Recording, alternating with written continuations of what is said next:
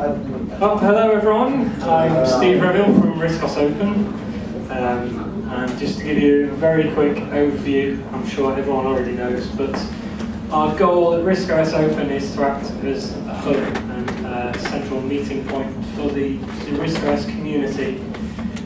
We also act as custodians of the RISC OS source tree, so we try to make sure that when people contribute source code, they don't introduce serious problems for the people that are currently using it. We try and give a bit of a steer in the directions that we think new development should be going to benefit the community. So in the last year, one of the milestones was our release of RISC OS 5.20, which is one of the even numbered, so one of the stable releases. All of the odd-numbered releases we consider to be betas, so unstable. But 5.20 was a bit of a milestone for us because it was the first time we released an operating system that covers the whole range of RISC OS hardware back through into the legacy stuff like the RISC PC and the A5000. And you may ask why we're even bothering to spend any time on the legacy hardware, but the answer is that there are still a lot of existing RISC OS users. Excuse me, I should have switched my phone off. Yes, there's still a lot of legacy RISC OS users who use RISC PCs and A5000s, A7000s and all that kind of thing. But we would like to try and encourage them gently to move towards modern times and at least try out RISC OS 5.20, see what it's all about, get access to all of the new developments that we've been doing, and hopefully they'll eventually feel motivated to get something like a Raspberry Pi or a Panda board or a Beagle board and join us on the new wave of development that we're currently undergoing. So 5.20, I'll just switch this off. 5.20 has lots of basically stability improvements and bits of optimization over 5.18, which was done, well, it was back in 2011, 2012 was it, that we released that. Wakefield 2012. So there's been loads of developments. I think it was over about 1,600 changes in the end that went into it. Far too many for me to even try and remember. But even then, since we released it was about 2 months ago, we released 5.20. There's already been some significant developments in the source tree.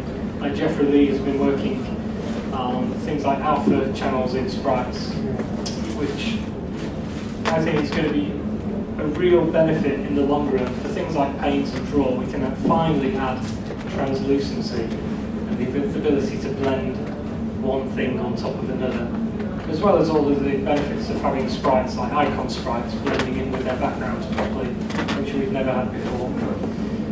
So that's loads of development going on. I've been, I must admit, a bit negligent in following that due to day job commitments in the last few months. I did have a list, and people are welcome to come to the stand afterwards, and I can show you all the good stuff that's been going on in the last couple of months. I've also, one thing I have been following over the last, well, 12 months, even longer possibly, is documentation. I think there is a side of the RISC OS community that we're serving quite well, which is the developers and all of this programming that's been going on. But what we've not been serving so well is just the general users. One of the things users are crying out for is better documentation, especially because we're reaching thousands, tens of thousands of people that we never reached before. People that have never used RISC OS before don't know what it is, and they've just seen it. Like they've bought a Raspberry Pi, they've got the noobs image, and they've seen a menu with a list of operating systems, and there's RISC OS. But if they research it, try to Google for it, and find out more about what it is, there's a gap in quality documents that are recent and contemporary that tell them all about what it is, how you use it, what its benefits, its strengths are. And there's a gap for developers coming into RISC OS to learn how do they develop for it. And you could get a copy of the PRMs, but they're very dense and difficult to understand. There's a lack of high-level current documentation to help people get into programming and developing. And we need both. We need users and we need developers. And I think I could bring in a guest speaker for a quick slot, just to talk about one particular initiative, which is to have a decent user guide. And would you like to spend 5 minutes to talk about that? Thank you.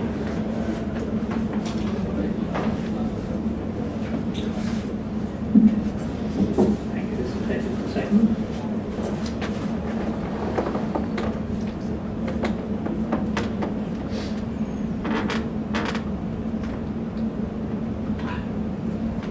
Just forgot to the pin on the back. 2 seconds. Yeah. I'm one of those, and I responded to a request by Chris Evans that I think he didn't mention in his talk this morning. He told me I wasn't actually here. In June, he put out a piece, an invitation on CSA announce, saying, was there anybody willing to do some work on a new welcome guide? Now, a welcome guide, if you remember from the Ionics time and from the RISC PC, was quite a thin document and was indeed an introduction to really very new users to RISC OS. And Chris was aware that there's a range of hardware that he, particularly other people, are offering. There really wasn't this introductory guide for RISC OS for new users. So I had a look at what this would mean and realized rather quickly that it probably wouldn't be enough for these potential thousands that Steve just mentioned who would not know RISC OS, would expect certain conventions on a desktop, for example, for which RISC OS does things in different ways. And I thought, well, the whole thing that Revill are offering is a full distribution with a whole lot of apps, just like Acorn bundled in the old days, but probably more, and a lot of free software which they either add in or make very easily available. And all this produces something needing at the user level, not the program level, an introduction to RISC OS and all the sort of things you can do without spending an extra pound. Then I said, well, okay, that's a big job. But is it possible? And where would you do it? Would you print it?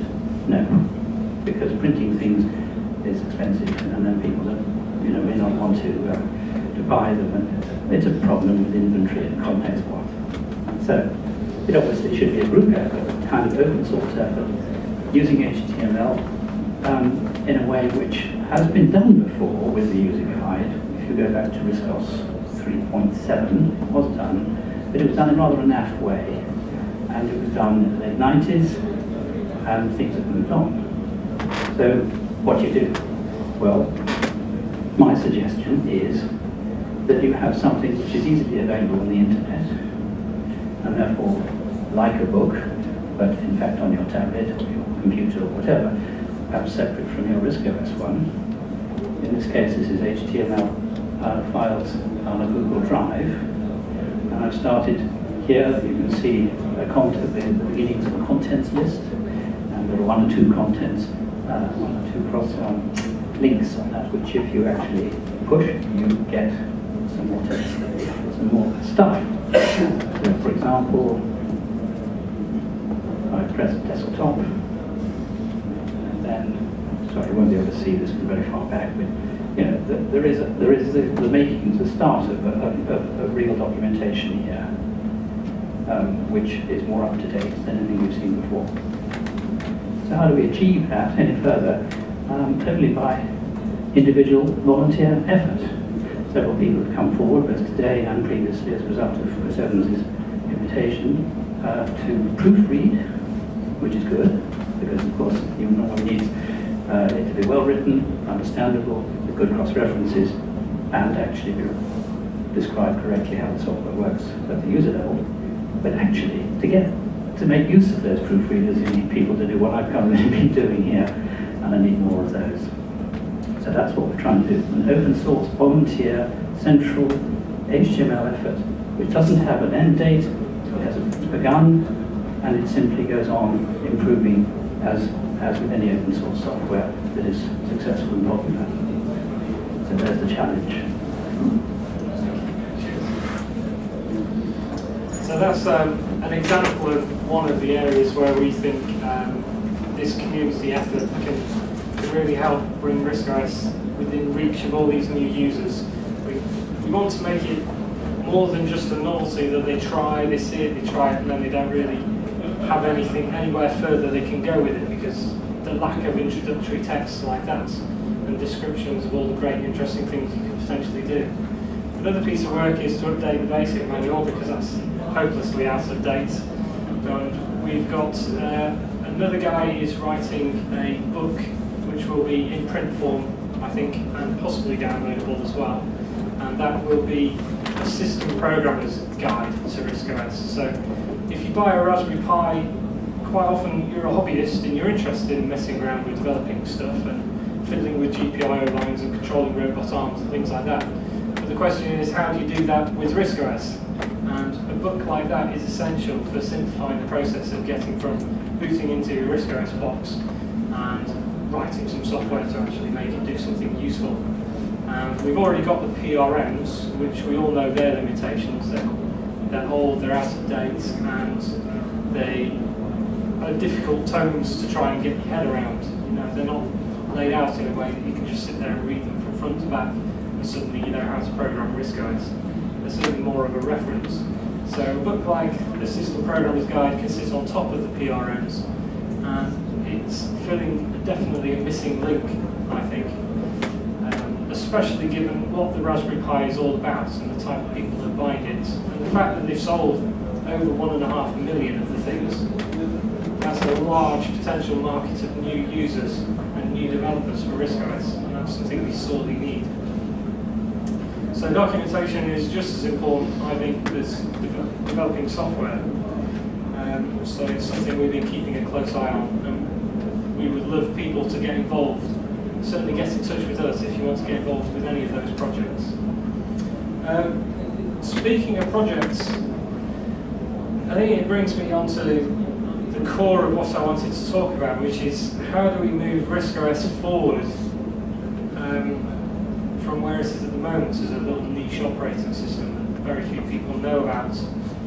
And the problem we've constantly come up against over the last, I don't know, 15 years is anyone who wants to use it in some serious commercial project, they always have a set of requirements that they need to be fulfilled up front by what an operating system should be able to provide. And we always seem to fall over some particular core functionality that we're missing, like Wi-Fi support or partition support. And these fundamental bits of development are big and they are hard, and they've been there for ages and we've not been able to do them. And the only thing that makes me think we will be able to do them in a realistic amount of time is to get large amounts of money coming in, like big commercial projects. But then you've got the chicken and egg situation that the big commercial projects don't come in because you've not got the money. So we don't really have the answers to the question of how do we solve this problem, but one of the things I think we could be doing better is, as a community, I think we could be making more of a song and dance about all the interesting projects that are happening with RISC OS and that could be done with RISC OS. We could be, if we had more of a central resource like RISC OS Open's website where people go initially to find out more about the operating system, if we had a quick route through our sites to look at all these interesting things that are happening. Look, here's someone building a weather balloon with RISC OS in it that's doing something interesting. Like the Register, they're constantly doing interesting things with weather balloons and with paper aeroplanes launched from the edge of space. And we just need some stuff like that with RISC OS involved. And we can point to the specific benefits of RISC OS as opposed to lots of other operating systems. Like I was hearing earlier yesterday, so I was talking about a project where they needed their box to be resilient to someone pulling the power out, just arbitrarily. And when they plug the power back in, it boots up really quickly. And they're all things you think, well, RISC OS is brilliant at that sort of thing. For the most part, it's not accessing the file system. It's not doing anything but leave it being in a corrupt state. And it boots quickly. You can certainly hone RISC OS down to something that boots in a couple of seconds. So these are real strengths and benefits that I don't think we're particularly emphasising very well. That's as much our fault with the way the RISC OS Open site is structured at the moment as anyone else's. But I would encourage anyone who's doing anything interesting with RISC OS to drop us an email and just say, we've got this project, we think it's really interesting, could you publicise it a bit for us? And we'll happily put it on Twitter, put it on Facebook, put it on our website, and try and make a bit of a song and dance about it. And at least then hopefully it will appear in Google searches. This other side of this is, if anyone can think of a niche application for RISC OS, if you can think of something commercial perhaps that is currently either not well serviced or that is being serviced by some existing incumbent provider, but they're not doing a very good job of it. Let's say they're running some inventory system for a music shop or anything like that. If you can think of a way that RISC OS would be better at solving a particular problem than is currently being solved, and maybe someone else would have the ability to create a commercial solution to that, just let us know and we will be happy to try and help connect people together and make projects like that happen. Because I feel like things like that could be a snowball that it just gathers momentum and it gathers size and mass. And if we can start getting more and more of these little things, maybe they might lead into bigger things. All that will feed back and help bring money into the community and pay for development that's core development, big, difficult development. And that can only be of benefit to everyone. So I really want to welcome any ideas and suggestions from everyone and find a way of making our community more vocal and more vibrant and more easily found by people who are new to it. Okay, so yeah, I'll take questions. It seems to me that most of the really major publicity RISC OS has had in well, certainly in the last couple of years, possibly ever, has been on the back of the Raspberry Pi. Yes. Like, the only reason that we got reported on sites like Ars Technica was because the Raspberry Pi Foundation made a blog post which had RISC OS on it. Yes. So, I don't think, no offence, but I don't think RISC OS Open has that kind of influence. No, we don't. We have about 500 followers on Facebook. They have about 150,000. Something like that. But we do speak to the people running the Raspberry Pi Foundation quite regularly, and a lot of the announcements that they have made historically about RISC OS have been announcements that we've given to them, or we've co-authored with them. So I think if we can find more interesting projects with RISC OS, especially if it's using the Raspberry Pi, we can get the Raspberry Pi Foundation to put that on their front page as one of their things on their blog, and then people will go, all those hundreds of thousands of people will go to that page and they'll see this stuff about RISC OS, and that will redirect them through to us, hopefully. Can I put in a plug for our website, RISC Pi, which we set up about 5 months ago to do exactly this job. And we are, unlike most other websites, we do post every day. Yeah. And it's a real problem. I mean, we put out an email about 6 weeks ago, 2 months ago, which you probably had, asking the community to send us their information. Well, we had about half a dozen people who said, oh yeah, it's quite interesting, we'll put links on our websites. We've had about 2 people send in stuff, and we've had one person sort of shower us with abuse for even daring to do it. So it's a big problem. But I mean, we've deliberately made it kind of Raspberry Pi and RISC OS. But what we're finding is it's very, very easy. Well, not easy, but it's much easier to find out about projects which are being done on Raspberry Pi. mainly on the Linux side. It's almost impossible to find out without a great effort what's going on in the RISC OS world. We do have to troll all the websites and all the keep a lookout for on Announce and all the news groups. Nothing comes forward. We have to drag it out what's out there. So I mean, there is a lot going on, but people have to make that more public by giving it to us, giving it to you, and so on. So we would be happy to publicise that initiative, definitely. And I agree.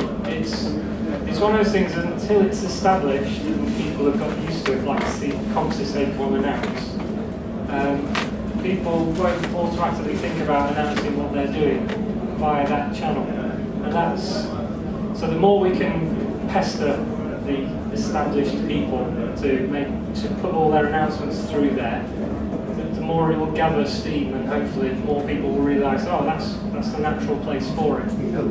Yeah, but I agree. All of these community things turn out to be a lot more hard work than you imagine, because you spend your whole time chasing people, and finding time to even do that chasing is difficult. But yes, I'm glad you've had the same idea. That it sounds good. I'll take a look. Hi. Yeah, I was just going to say there's 2 or 3 good community things going on. RISC DJ, which you can have as an in-car mode entertainment using your Raspberry Pi, and that is on RISC OS. You can have it on a normal Pi or any other machine. And the whole robots, the sort of robot section I've got here, and those are sort of things that encourage people to start programming. I've got a bit of interest. So purely today, there's 3 opportunities that we just picked up by just walking around to the sounds. And then getting those people who have taken the time and effort to give you some information so you can then follow that on. Yeah, we just need to convert that into a short news article, a blog post, and some interesting pictures, and then get people like the Raspberry Pi Foundation to put their version of it up on their sites. Yeah. And a regular stream of that would be important. And offer more articles to Magpie. Yeah. So far, I think the only chance is take the RISC OS message to Magpie.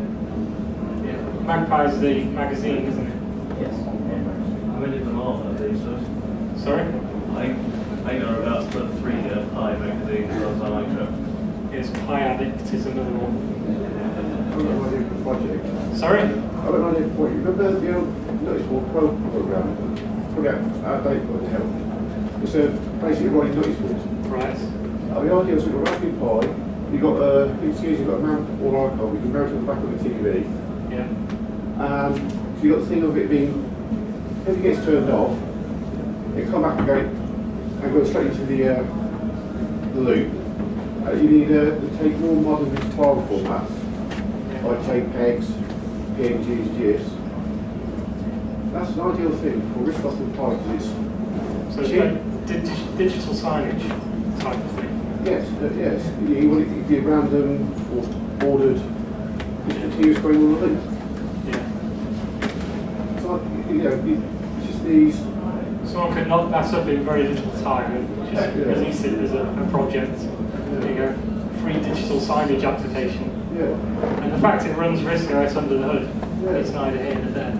If you put it, say, on the network storage system, for the updates, you just do it, turn that machine off. You just plug a disk in there, copy it across onto the storage, and just let it. Yeah.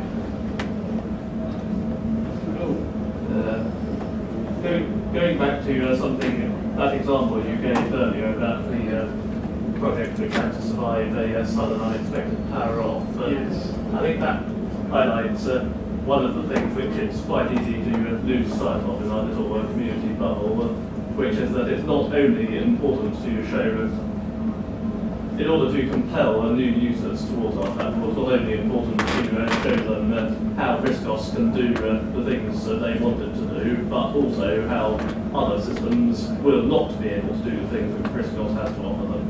Because it's not exactly a level playing field here.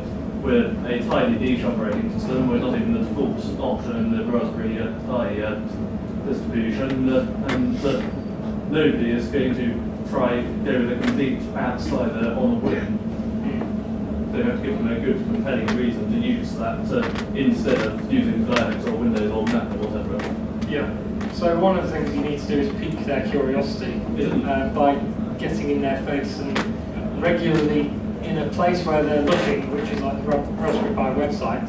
If they saw a regular stream of things happening every now and then with RISC OS in them, they might think, well, actually, there's other people are using this. It's obviously got some value for something. So, yeah, emphasise what it does and why other things can't do it. And I was saying, use RISC OS, it can do things which every other operating system can do. It's not exactly a unique selling point. No, of course not. Yeah. Hi. Shouldn't we go back to our music program like BBC schools? Each staff for a school teaches the button on it normally, so you want to give them a package they can hand out and go. Yeah, as in create a flavour of the RISC OS distribution for the Raspberry Pi that's aimed at schools. Yeah, that would be great. Yeah, I think getting the documentation side of it sorted would be the first important step. If you made it easy for teachers, I suggest they use it. Yeah. Of course, there's always political aspects to it as well with teaching nowadays. It's not as easy to get into schools anymore with curriculum and people on school boards dictating it must be X, Y, and Z. Well, I think the one answer to that is my T-shirt. Those people who are prepared to volunteer, particularly in schools, voluntary code clubs, are precisely in a good position to show that code club work can be done on a variety of sheets, not just what happens in school, but in the suite of that school. And if it's very portable and very cheap, like Raspberry Pi, it takes an imagination to say, well, let's just use RISC OS to show off something rather than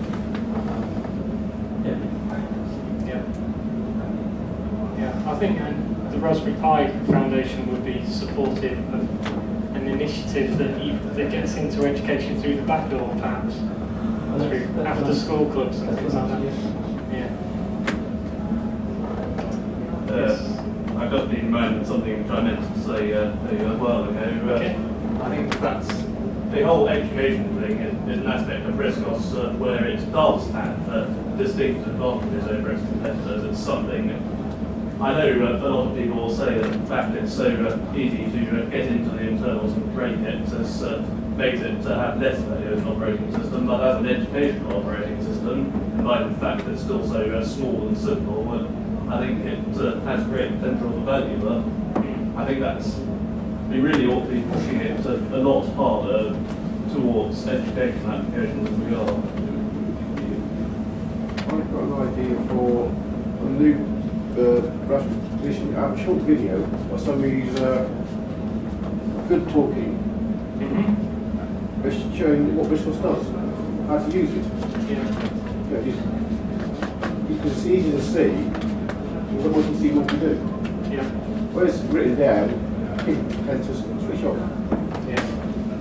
And focus in on the key, things that make it good compared to other things, and how it's what different, are its strengths. and how it's different from other offerings. Unless you do, unless you use. Obviously, you wouldn't use me, for example. You need to find a good narrator. Yes. Years ago, we had this great